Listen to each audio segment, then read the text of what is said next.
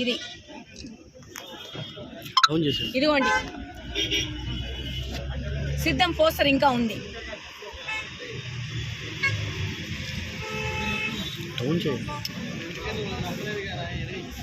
మీరు కూడా మీడియా ద్వారా దీన్ని తీసుకెళ్లి ఎలక్షన్ కమిషన్ మనకు కఠినంగా పనిచేసే విధంగా మీరు కూడా ప్రమోట్ చేయాలని కోరుకుంటున్నాను.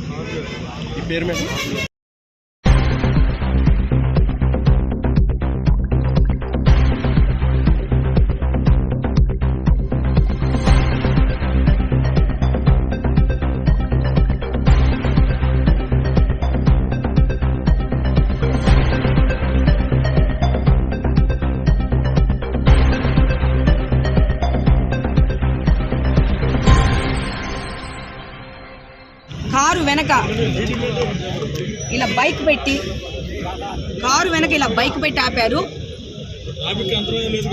కారు ముందు